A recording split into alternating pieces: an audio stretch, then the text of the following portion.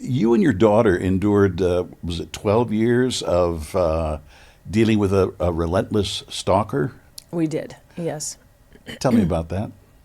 How did that all happen? So the second year, I was entering my second year of being on CSI Miami, and I got my first letter, and it initially came to my manager, and no, we didn't know we just thought it was maybe a one-off at first. The letters were from an anonymous person in Ohio, because that's where the letters were stamped from, and they just detailed in the most grotesque, sickening, disturbing way how he was going to kidnap me, hold me as a sex slave, and then dismember me. And then a couple of years later, the letters started coming to me and my daughter, it started when she was 6, and I think she was about 8 when the letters started coming, including her too. And then it escalated to the point where when I got married, the letters were coming to my ex-husband. And there were hundreds of letters over the course of 12 years. And the crazy thing was, I was playing a DNA expert on CSI Miami, and we were pretending to have all of this technology that we didn't really have in real life. So in real life, the FBI couldn't solve my case for 12 years, but on CSI Miami, we would have solved that case in 43 minutes, not including commercials. So Were they handwritten letters? they were handwritten letters. And there was so much DNA all over them. There was fingerprints all over them, because he was licking the letters and his fingers were on the fingerprints, on the stamps, back when you licked them and didn't have just the self-adhesive. But we cut to, there's all kinds of, in the docuseries, there's all kinds of things that happen in between. But cut to the 2 FBI agents who had helped solve the Golden State Killer case, which was a 43-year-old cold case with more than 5,000 suspects. And these 2 FBI agents, now I don't know if you know this, because I didn't know this, FBI's jurisdiction is not murder. Murder doesn't fall under FBI jurisdiction. That's local law enforcement. I didn't know that. Isn't that interesting? Now, if murder happens to be part of a RICO case or some sort of tax evasion, or terrorism or something like that, then yes, but they don't go after murderers.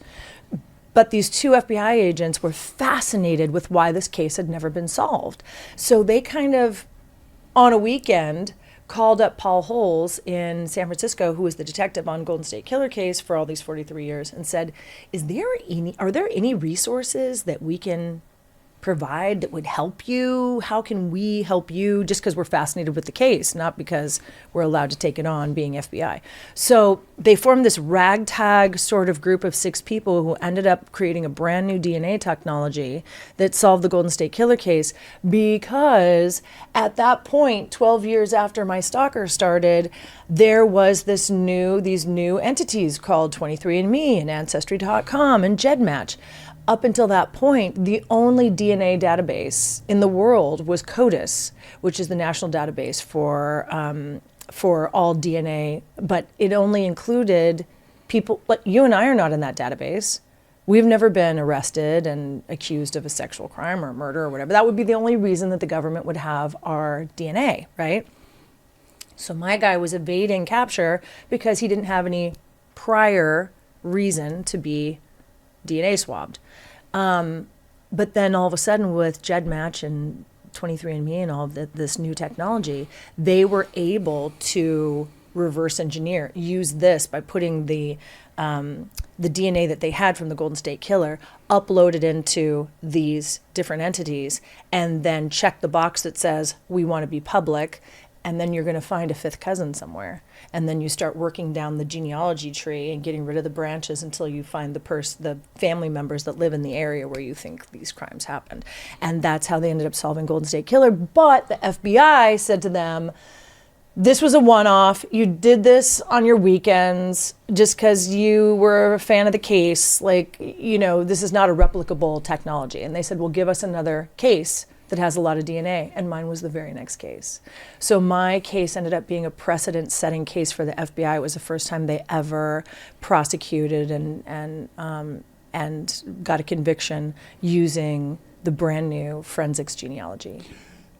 Did you all put your heads together? Did they give you an idea or a roadmap to follow, how to behave, or when to contact them, or what to save, or what to look for? No, when it all first happened, it was such a free-for-all. There was no information. There was no, as a matter of fact, I was living in Glendale, and I went to the Glendale Police Department, and I said, this is what's happening. I'm getting these letters, and they said, oh, yeah, well, there's nothing we can do unless he's been on your property or has broken into your house or has actually laid hands on you. So there's nothing we could, and plus we didn't know what his name was. We had no idea who he was or what he looked like or where he was, if he was here, but all the letters kept saying, I'm around the corner, I can see you, I'm watching you, I'm seeing you drive everything was, I'm outside the studio, I'm, waiting for you. How creepy was that? No, it's not just creepy, it's absolute psychological torture. It's torture. You can't imagine living in that kind of fear on a daily basis for years. And especially when your child comes into play, and that's, it's the one job you have is to protect your baby girl. So the Glendale Police Department, unfortunately, didn't even make me aware that there was a special crimes unit for stalking in Los Angeles. So what I've learned hence is that every first responder, even law enforcement, they're not all trained in the same awareness and help.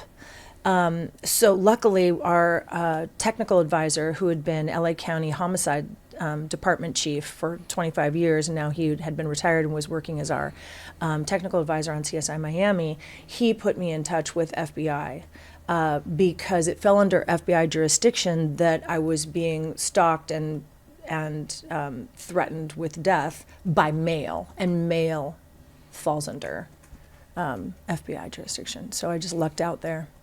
It's I can't imagine.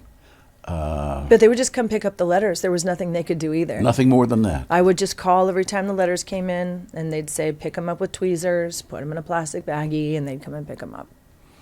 I was like, hi, guys. Like literally. Can I make you a cup of coffee? Exactly. Yeah, we'd meet up for dinner or lunch or whatever a couple of times a year, and they'd update me on the case, which was, How long did this take? 12 years. 12 years? 12 years before they caught him. Then he only got 3.5 years. He's already out.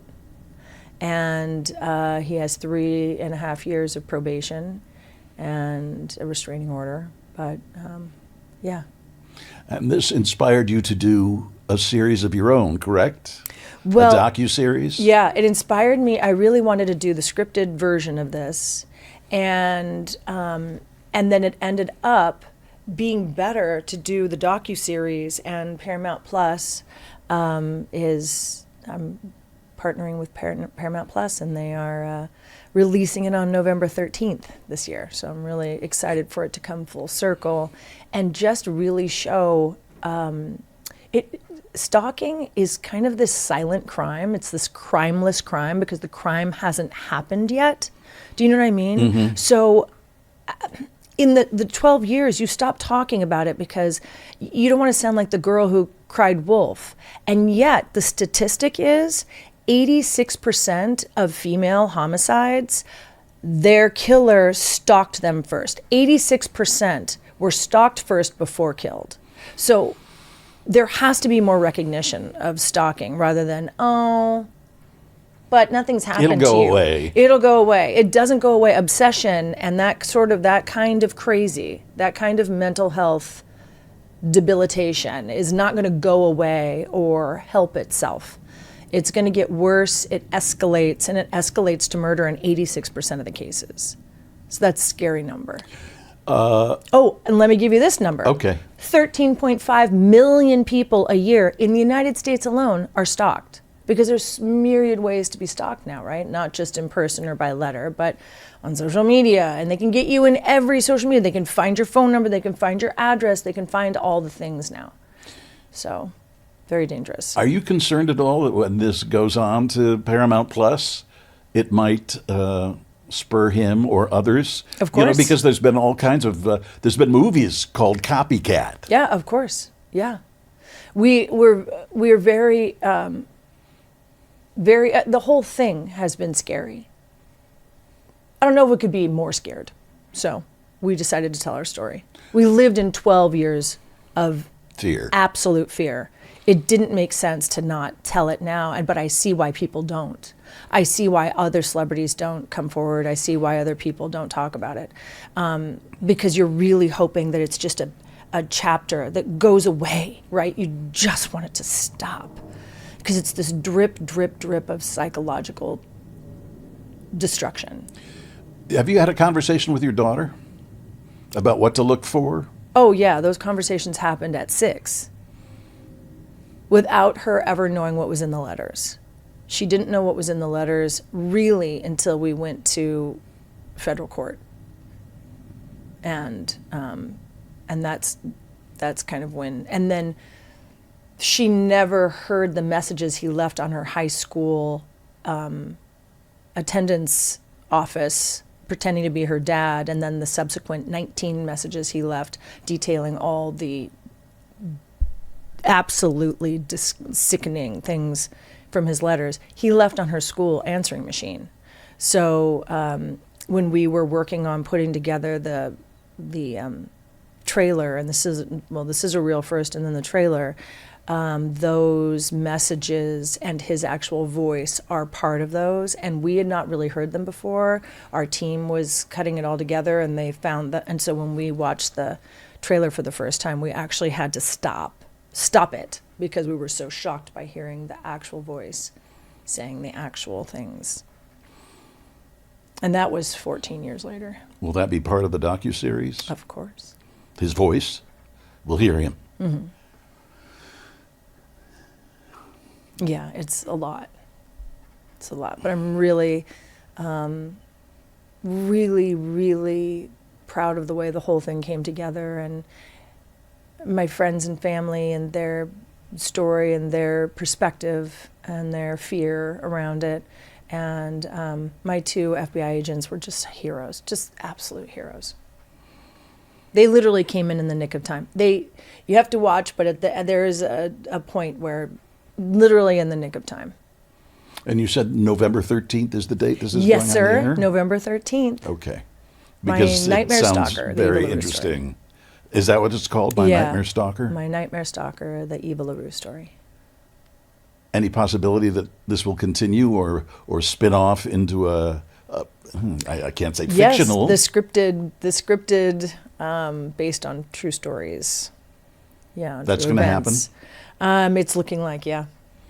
Oh, well.